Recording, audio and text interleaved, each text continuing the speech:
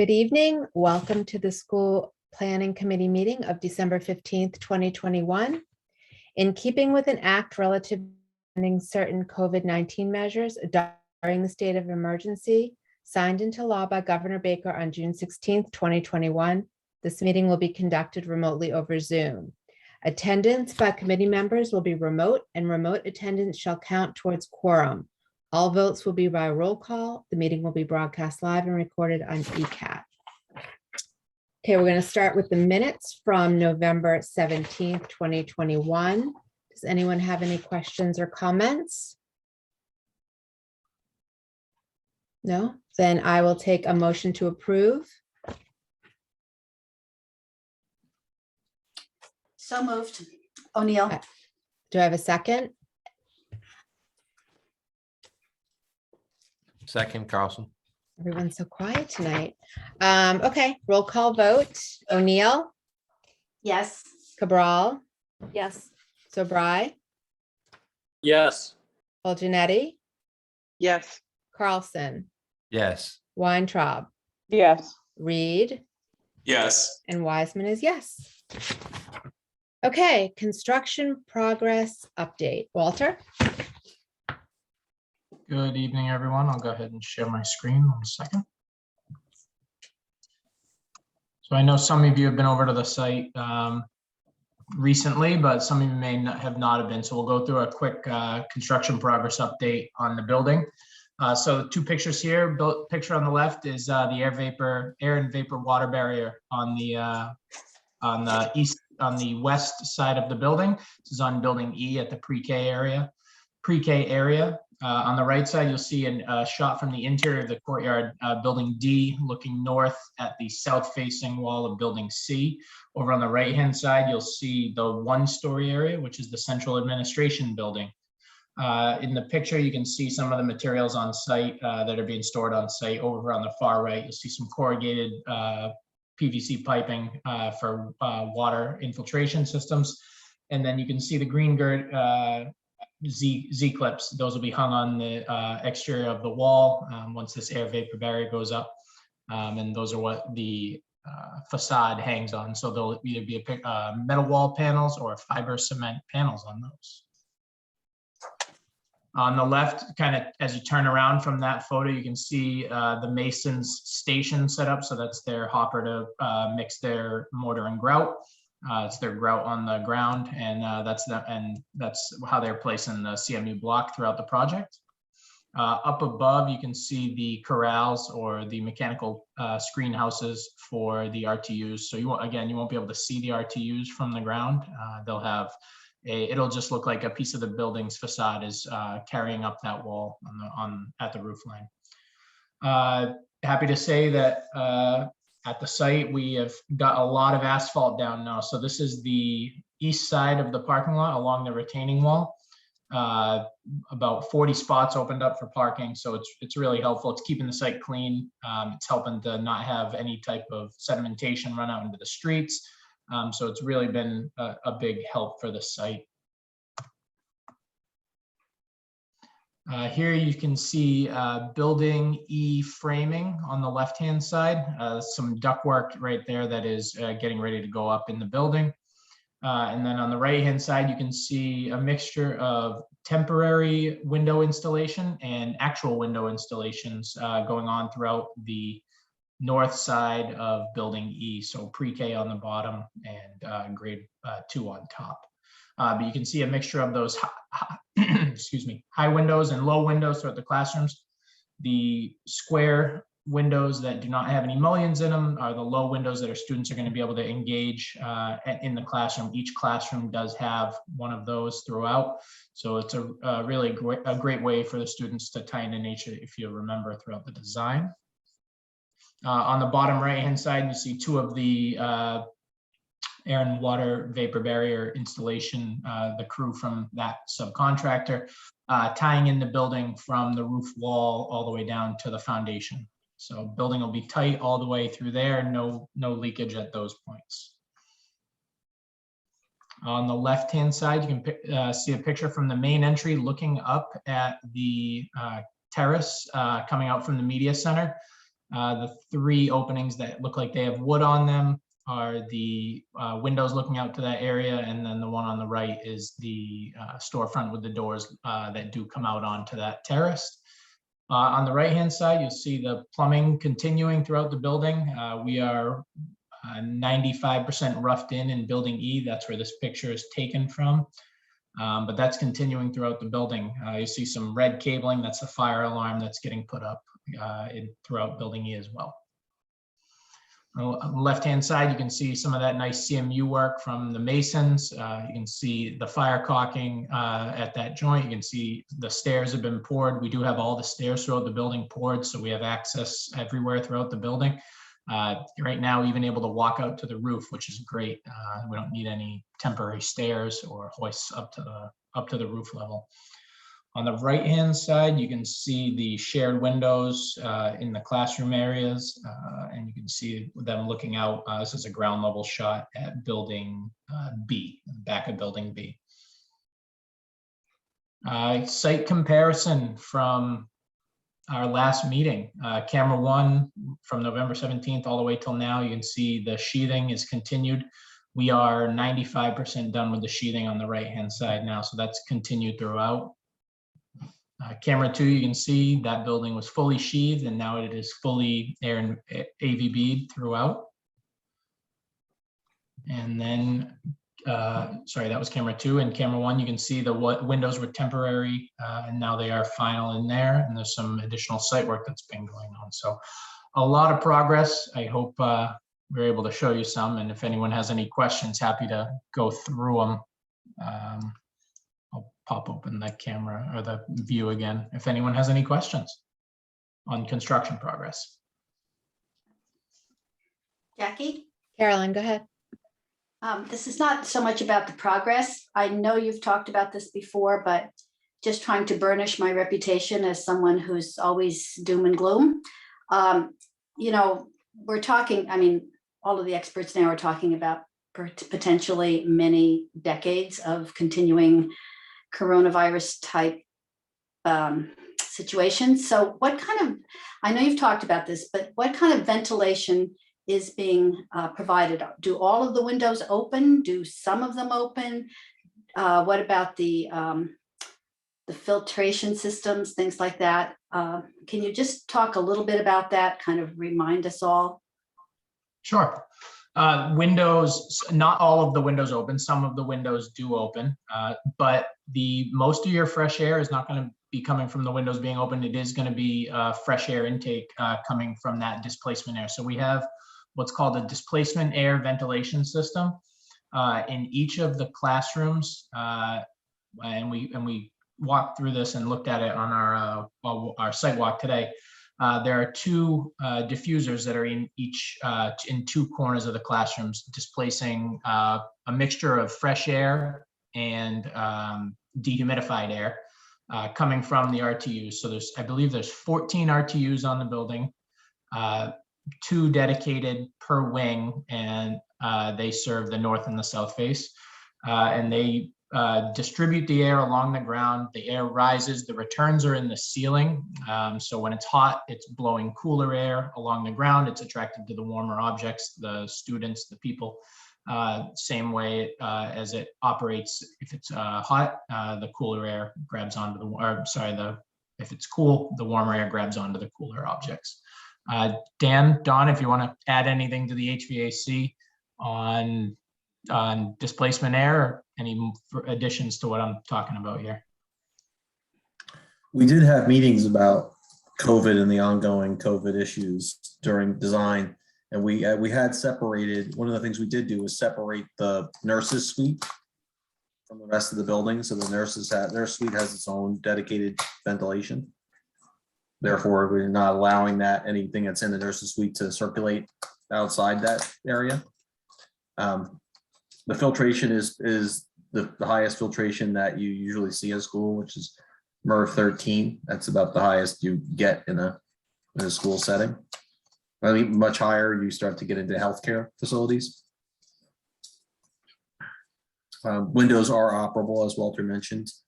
I think just 2 operable per classroom.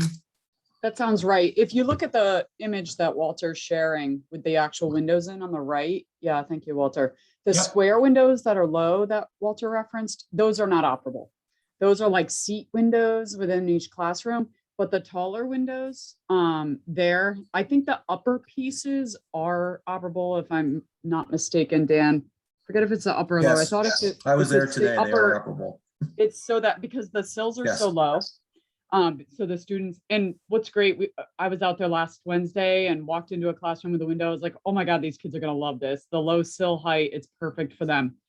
Yeah, you can get a sense there. I think we were 1'4", if I'm not mistaken, on the sill height, so lower than 2 feet. But anyway, so the upper windows are the operables, and the teachers will have the ability to open those without student impact, meaning the students can't get a hold of it because they're so young. So That's a I great hope that design. helps. It's in every classroom. And I want to say the offices and with the exception of any space that's near a firewall, often those windows, and those are a small exception. Those can't Do you be know what- operable because of the firewall. Do you know the time that it takes to do a complete air replacement in each classroom? I keep reading about, how long it's supposed to, like for ideal conditions, how long it's supposed to take for there to be an air swap, so to speak. You don't, Air I mean, exchange. Off the top Yeah, of my air head, exchange. I don't know, but I know that there's a lot of discussion about that out there right now. right. Well, Well, I know the think there's Mercer also teachers. there's not everyone's in agreement on it either. As to, I know that some people were saying like 5 or 6, which is extraordinarily high. Right.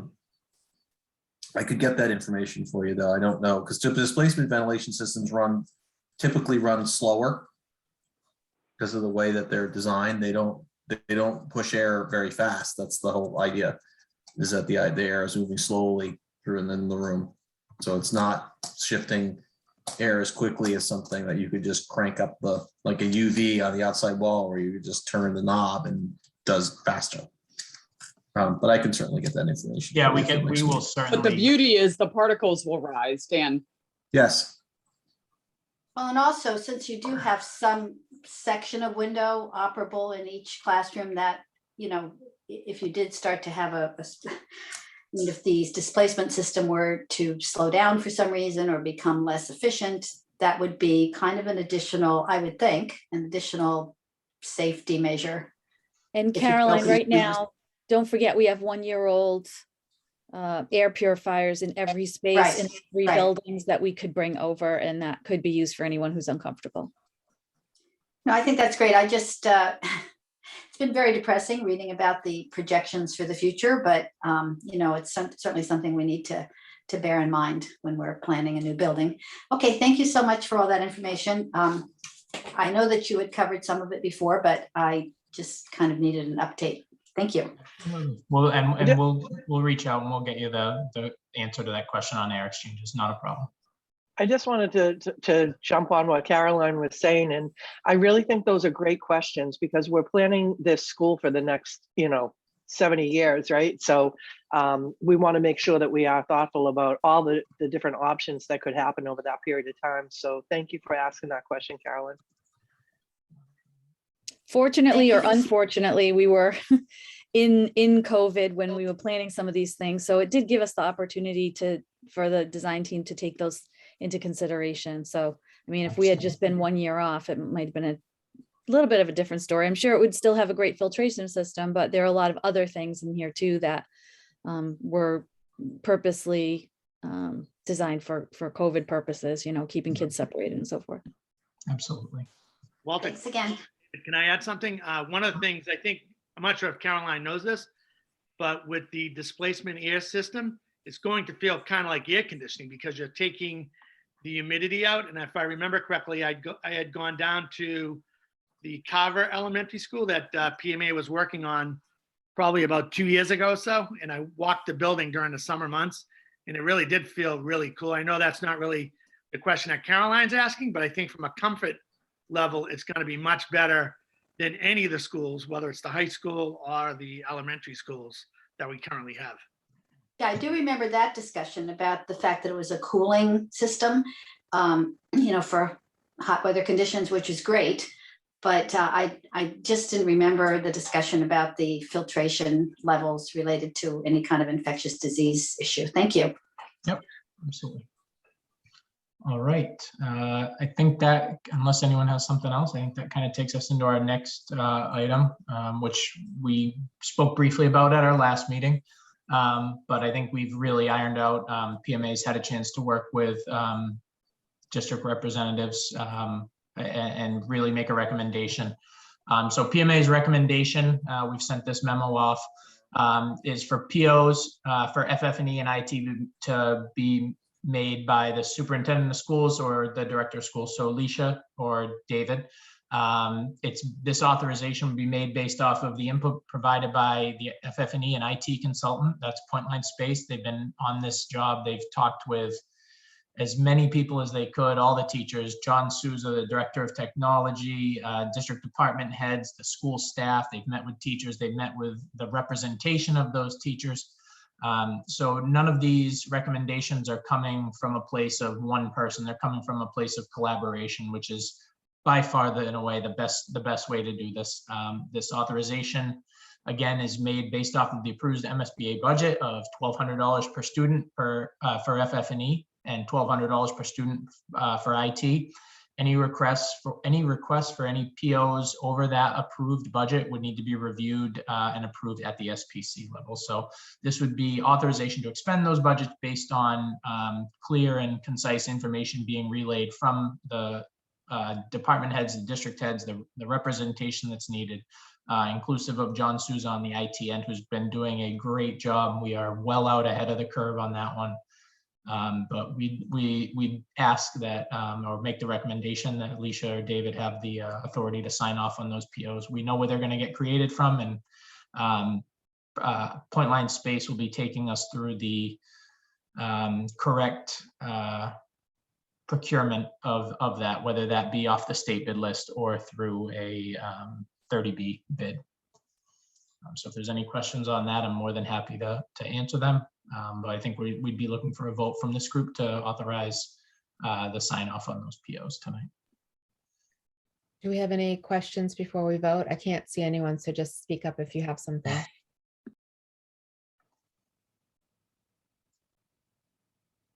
Okay. So let's see, I will take a motion for authorization for the superintendent of schools and the director of operations and the director of technology to sign off on purchase orders as has been discussed in this meeting. Walter, does that cover it? That works. Where it would, I think it would just be Leisha or David. Right. Yep. Okay. Just be Leisha or David, not. All right. Yep. So Dr. Cabral and Mr. Twombly Yep. to make those decisions and sign off on the purchase orders. Do I have a second? I'll second. Fulgenetti. Thank you. Okay, roll call vote. O'Neill, Yes. Cabral, Yes. Sabri, Yes. Fulgenetti, Yes. Carlson, Yes. Weintraub, Yes. Reed, Yes. and Wiseman is yes. Thank you. Awesome. Appreciate it. We'll take you through a quick cash flow update of where we are at this point. Billed to date, 26.6 million. MSBA reimbursement to date, 11.6. And the amount pending MSBA audit is 5.9. That is, you can see the red bars carrying us through October. We do have Brait's invoice for and requisition for November at this point in time. They did just get us their schedule, so PMA is trying to put a rush review on their schedule. You can see that the red bars are carrying through. They were lower in July and August, but they have caught right back up in September and October. November 1 will also put us right back on target. So that's, again, a good measure for work in place. We do not authorize payment if that work is not in place, and we do cut requisitions based on the work in place. So it does let you know that from a cash flow schedule and requisition standpoint, the project is on target, which is great. great news for everyone at this point in time.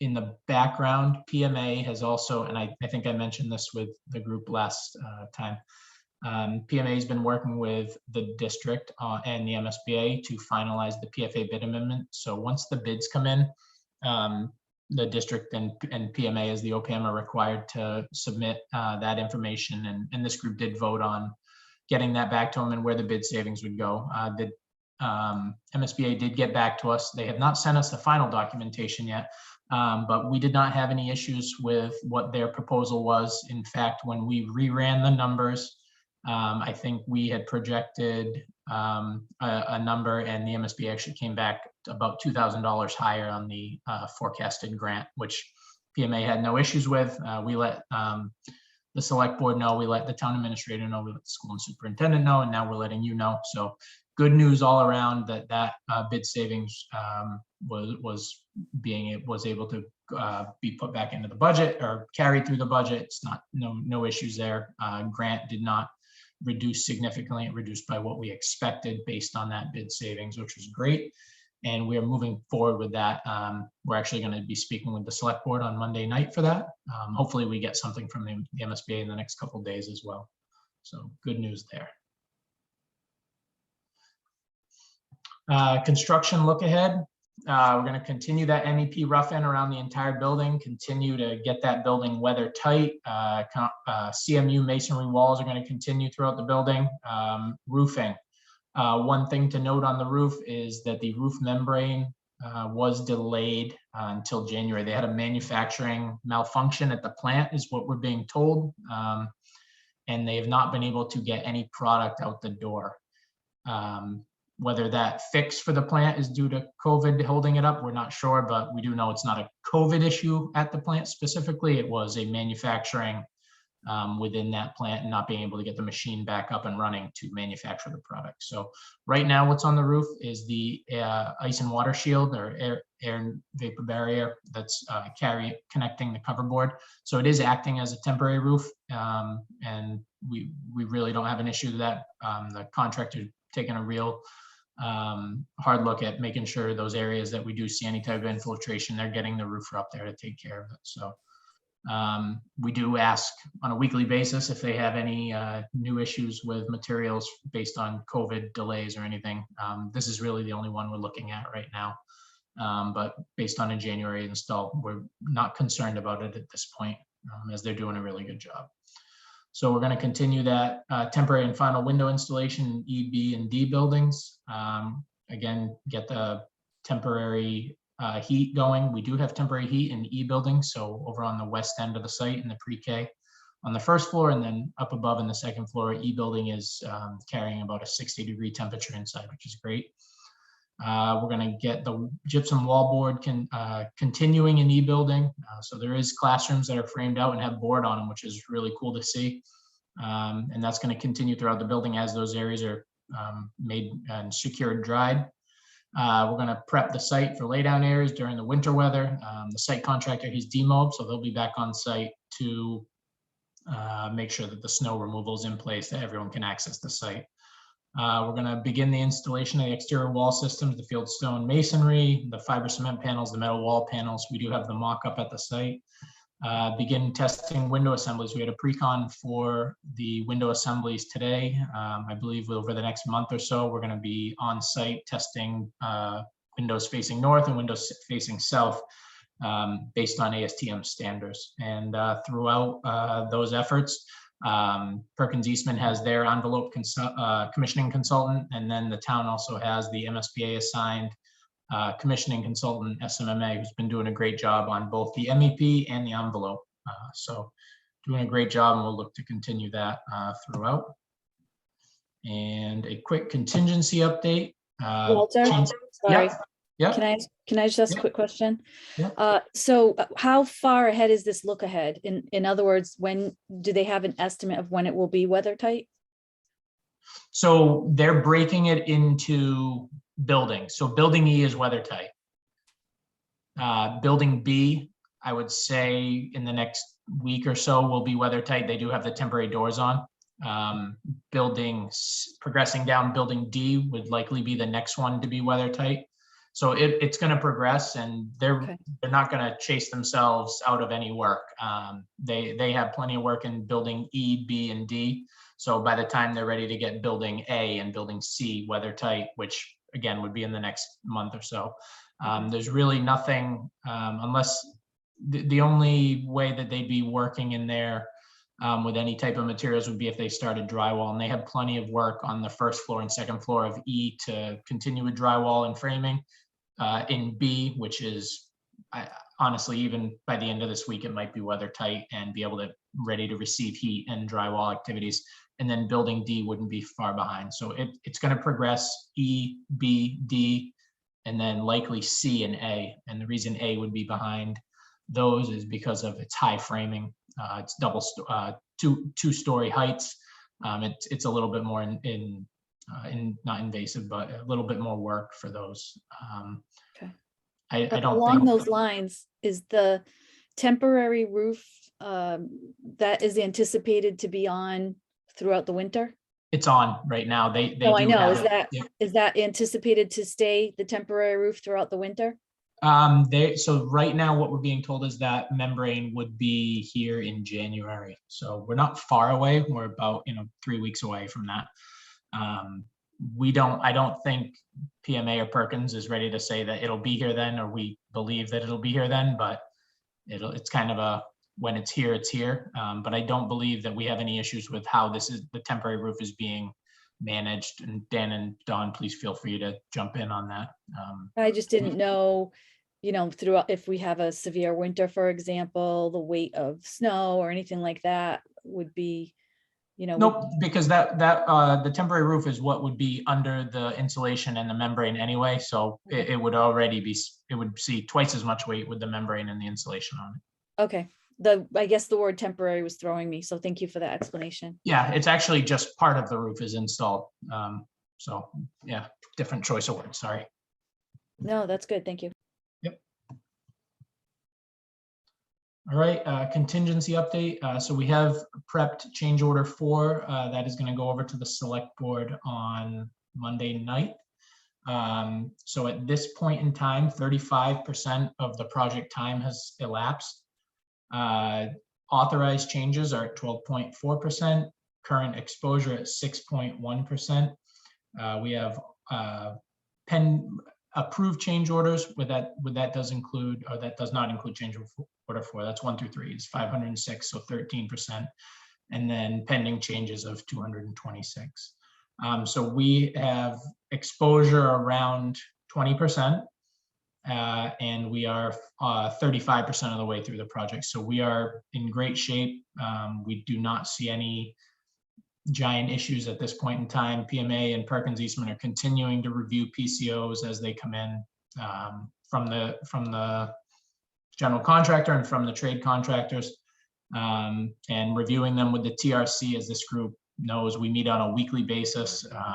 We really appreciate everyone's time. That's been, sometimes the meetings are very quick, sometimes they take a little bit longer, but it's really appreciated. And that group knows the amount of effort that's going into the review on those PCOs.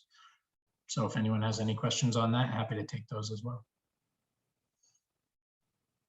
All right, we have not spent any of the soft cost contingencies of that $2.1 million that you see on the right. The 3.7 was the budget that was approved. And then again, we had the bid savings of nearly $10 million. So that $10 million is never touched. That's a do not touch in case of until catastrophe, but we do not ever represent that bid savings, but it is there. So SBC meeting schedule, we have tonight, December 15th. We have January 19th, February 16th, and March 16th. I don't think PMA has any new business for the group. Does Perkins Eastman have any new items to discuss with the group? The only thing I was going to bring up was the furniture, but I think you talked about that process. And I think decisions will be made tomorrow. Just so everyone knows, did you say specifically that samples were brought? Okay, so I was like, I didn't think so, but it's possible I missed you saying it. our FF&E consultant, Point Line Space, based on the feedback recently from all the FF&E user meetings, delivered samples to Parkview actually. And is Sam on? Or does anyone have any update? I haven't been yeah. over there. He's not on, but David and I went over there today with Sam and we saw What'd you all the think? samples. It was really interesting, all the different shapes and, you know, some had benches, some had chairs. But Sam said people from the other schools also had been over to kind of look at them as well. So it seems like they've been getting a lot of feedback, which is great. It was really fun to see the furniture. It makes it even more real. So that was And great it's really to have that. modern. Yeah, Jackie, modern furniture is really cool because there's so many options, so many ways to be flexible. And so hopefully, you know, everyone got the chance from your staff. I know they were sort of crowdsourcing opinions, and then the tough decision will come down to Alicia, David, the principals, and our consultant. And I look forward to hearing what the decisions are. So it's that's part of the fun process. We have a Google document that the staff goes around. So the consultant has a label on every piece of furniture. And as the staff goes around, they can comment on the furniture that's there, you know, positive feedback, negative feedback, what have you. And we have invited the staff from all 3 schools to go through. If anybody here would like to go through, the furniture will be here until Friday. We can arrange for you to go, preferably after school, only because we don't have visitors in school in any of our schools right now. But there is an exterior door. It's in the quote unquote gymnasium, which is in Parkview. And so if you are interested, please let Lynn Souza know, or Sam. You could contact Sam directly and we can arrange for you to come in there after school, either tomorrow or Friday, if you would like to see the furniture. Great. Thank you. I thought that'd be a fun update, but I don't have anything else. That's all that's exciting and new besides the construction.